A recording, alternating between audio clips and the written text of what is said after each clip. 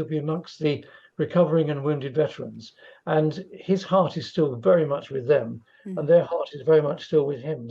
Now, exactly a year ago today, just after 6:30 in the evening, Buckingham Palace announced the death of Queen Elizabeth II, and the country entered a period of national mourning. Let's take a moment to listen back to Times Radio's coverage of that moment and the days that followed.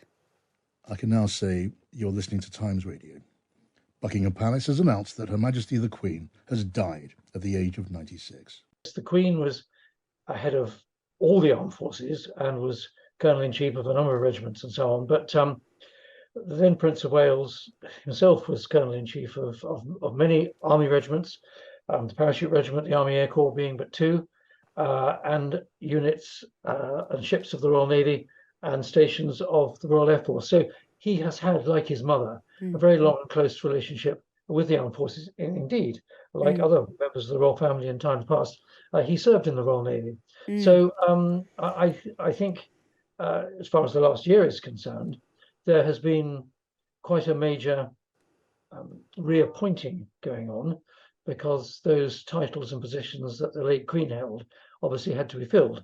And that has meant a certain amount of reorganization. But the tradition and the theme and the bonds and the closeness continues under the current king as it did under the late Queen.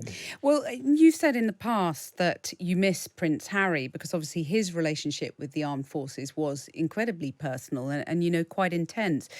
Do you still feel that? Would you like to see him more in the bosom of the family? Would you like to see that kind of rift repaired in some way?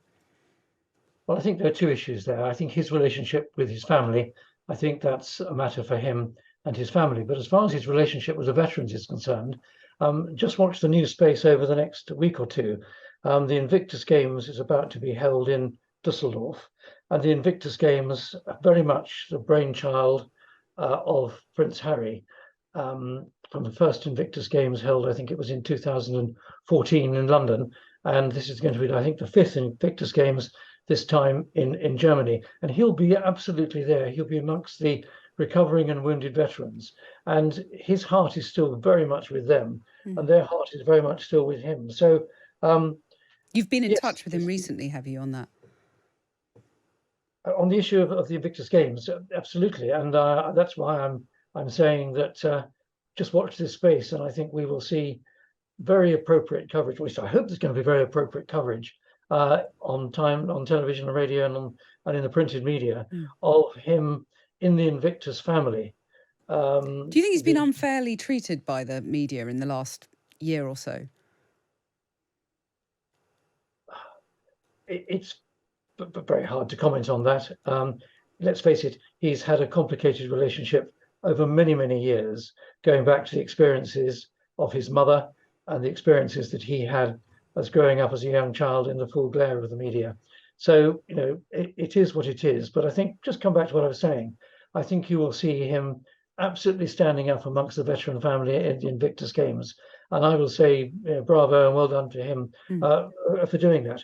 And indeed, if people have watched the Heart of Invictus series on television recently, you will see his passion